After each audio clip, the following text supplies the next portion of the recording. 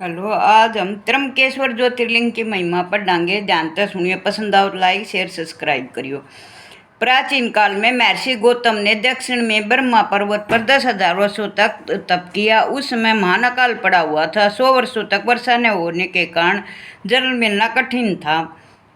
महर्षि गौतम ने वरुण देव की आराधना की। 6 मास के बाद वरुण देव प्रकट हुए। उन्होंने ऋषि को वरदान मांगने को कहा। वरुण देव की वाणी सुनकर गौतम ऋषि बोले, हे वरुण देव, इस समय चराचर वाणी और वनस्पति जगत में वर्षा न होने के कारण मैं उन्हें सुखी देखने के लिए वर्षा का होना चाहता हूँ। यह सुनकर वरुण देव बोले कि मैं वर्षा नहीं कर सकता। भगवान भोलेनाथ की उसमें सही करती चाहिए, क्योंकि हम सब भगवान भोलेनाथ के अधीन हैं। आप इसे छोड़कर कोई और दूसरा वरदान मांगो। यह सुनकर महर्षि गौतम बोले, हे वरुण देव, मुझे इसके अतिरिक्त और कोई अन्य वरदान नहीं चाहिए।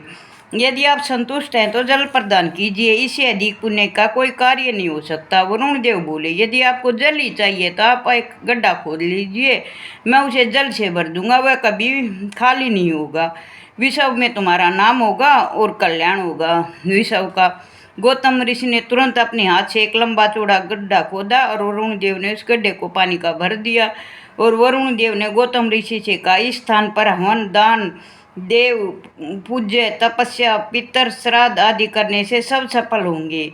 इतना कहकर वरुण देव अंतर ध्यान हो गए। गड्ढे के में उसी जल से अन्न पैदा होने लगा और सभी जीव संतुष्ट रहने लगे। वह स्थान गौतम ऋषि की कृपा से रिद्धि सिद्धिदायक हो गया। एक दिन की बात है, गौतम ऋषि के शिष्य उनकी आज्ञा से गड्ढे से जल लेने के लिए आए। उसी समय अन्य ऋषियों की पत्नियां भी वहां जल लेने के लिए आई थी। स्त्रियों ने गौतम के शिष्यों से कहा, पहले हम जल भरेंगी। उन्होंने उनको पहले जल भरने भी दिया, लेकिन फिर भी वह उनको उल्टा सीधा बोलकर चली गई और घर जाकर अपने पति ऋषियों को कहा कि अहिल्या ने हमें जल भरने नहीं दिया। और वह कहती है कि ये गड्ढा तो मेरे पति ने देव कृपा से पाया है, इसमें तुम्हारा कोई अधिकार नहीं है। इस पर ऋषि उस गौतम ऋषि से नाराज हो गए। उन्हें दुख पहुंचाने के लिए वे गणपति का पूजन करने लगे। गणपति प्रत्यक्ष रूप से प्रकट हुए। मैं आप लोगों से बहुत प्रसन्न हूँ। गणपति ने कहा, आप लोग वरदान मांगिए। मुनिगण बोले, हे स्वामी, यदि आप हमसे प्रसन्न हैं तो आप ऐसा वरदान दीजिए गौतम ऋषि यह स्थान छोड़कर चला जाए। मुनियों के कुटिल बातें सुनकर गणपति हंसकर बोले, हे मुनियों, महर्षि गौतम तो निरपराध है, उन्हें दंड देना उचित नहीं। इसमें तुम्हारा यह मंगल होगा। वे तो बड़े परोपकारी हैं। तुम सब उससे द्वेष रखना बंद करो। इससे अच्छा है कि तुम कोई दूसरा वरदान मांग लो। गणेश जी की बार बार समझाने पर भी मुनि ने कहा, नहीं, हमें तो यही वर चाहिए। गणेश जी तथास्तु कह के अंतर ध्यान हो गए। मुनिवर्ग के वरदान देने के पश्चात गणेश जी ने वरदान को सत्य करने के लिए एक निर्बल गौ का रूप धारण किया और वह गाय गौतम ऋषि के बगीचे में चली आई। गौतम ऋषि ने उस गाय को एक तिनके से बार किया था, लेकिन उस तिनके से ही तड़ित होकर वह गाय गिर गई और उसकी मृत्यु हो गई। यह देखकर गौतम ऋषि को बड़ा भारी दुख हुआ। उसने अपनी पत्नी अहिल्या को बुलाकर और सारी बात बताई और कहा, शंकर जी हम पर नाराज हो गए, जो हमें गौ हत्या का पाप लग गया। उसी समय कपटी मुनिगण भी वहाँ आ गए। वह महर्षि गौतम और उनकी पत्नी अहिल्या बाई और उनके शिष्य को भला बुरा कहने लगे। वे बोले, हे गौतम जी, अब तुम इस स्थान रहने योग्य नहीं हो। अपनी पत्नी और शिष्यों को लेकर दूसरे स्थान पर चले जाओ, तुम गो हत्यारे हो। इस पर गौतम ऋषि वहाँ से एक कोस दूरी पर रहने लगे। 15 दिन के बाद गौतम ऋषि के पास वह और ऋषि आकर आए तो गौतम ऋषि ने अपने प्रायश्चित का उपाय पूछा तो ऋषियों ने कहा, सब जगह प्रसिद्ध करो कि मैंने गो हत्या का पाप किया है, इससे आपका पाप कुछ कम होगा। और गंगा जी की पूजा करिए और उसकी परिक्रमा करिए। मुनियों की आज्ञा पाकर गौतम ऋषि वहाँ की यात्रा के लिए ब्रह्मगिरि की 101 परिक्रमा की और विधि विधान से शिव जी का पूजन करने लगे। गौतम ऋषि तथा पत्नी अहिल्याबाई ने मिलकर शिव जी की आराधना की। उनकी तपस्या से प्रसन्न होकर भगवान शंकर ने अपने गुणों के साथ प्रकट हुए। गौतम ऋषि उन्हें बार बार प्रणाम करके स्तुति करने लगे कि मुझे गौ हत्या के पाप से मुक्ति दिलाइए। भगवान भोलेनाथ बोले, हे गौतम, तुम तो निर्दोष हो, वह तो सब पाखंडी मुनियों की माया है जिसके कारण तुम्हें इतना दुख उठाना पड़ा।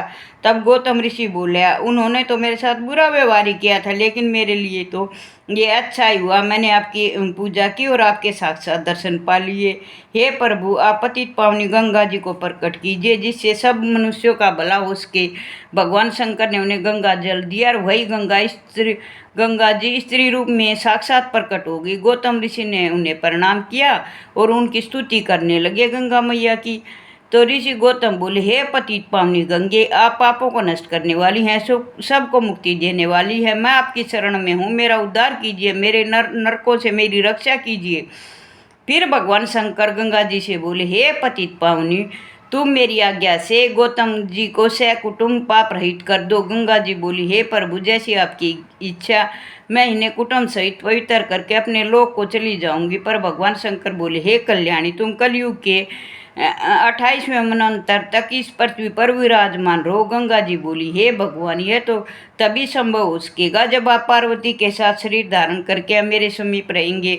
संसार में मेरी कीर्ति होगी, तभी मैं पृथ्वी पर रह सकती हूँ। इस पर भगवान शंकर ने गंगा जी को समझाते हुए कहा, मुझ में और तुझ में कोई अंतर नहीं है, हम दोनों तो एक ही रूप हैं। यदि आपकी फिर भी यही इच्छा है तो मैं तुम्हारे समीप निवास करता हूँ। और भगवान शंकर वह त्र्यंबकेश्वर नाम से विराजमान हो गए, गंगा गौतमी नाम से विराजमान होगी।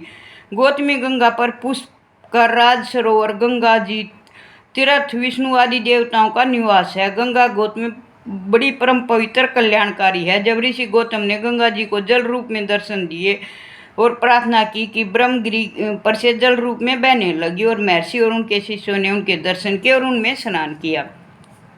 गौतम ऋषि के स्थूलता रखने वाले मुनि भी वहाँ आ गए। उन्होंने स्नान करने के लिए वहाँ गया है तो गंगा लुप्त हो गई। इस पर ऋषि गौतम को बड़ा आश्चर्य हुआ। वे गंगा जी से प्रार्थना करने लगे, हे मातेश्वरी, आप मेरे ऊपर कृपा करें, ये मुनि तो मेरे विरोधी हैं, पर आप मेरी तपस्या से इन्हें भी दर्शन दे। तब आकाशवाणी हुई, हे मुनि, जो दूसरों को उपकार को मिटाने वाला दुराचारी व्यक्ति है, हे गौतम, वैसे आप ठीक कह रहे हो, परंतु पहले इन्हें अपने पापों का प्रायश्चित करना होगा, इसके बाद ही मैं इन्हें दर्शन दूंगी। प्रायश्चित हेतु पहले तो आपसे माफ़ी मांगनी पड़ेगी और फिर ब्रह्मगिरी की 101 परिक्रमा करनी पड़ेंगी। यह आकाशवाणी गौतम के साथ साथ उनके विरोधी ऋषियों ने भी सुनी थी। तब उन्होंने 101 ब्रह्मगिरी की परिक्रमा की और गौतम ऋषि के पैरों में पड़कर उनसे माफ़ी मांगी। तब माँ ने उन्हें दर्शन दिए और वहाँ उन सब ने माँ गंगा जी में स्नान किया। तो भाई ये कहानी सुनते हैं सब संकट दूर हो जाए हैं। और शिव जी वहाँ पर त्र्यंबकेश्वर नाम से है। त्र्यंबकेश्वर की पूजा और माँ गंगा की पूजा अर्चना करने से 84 सुधर जाती है और सब अच्छे होते हैं।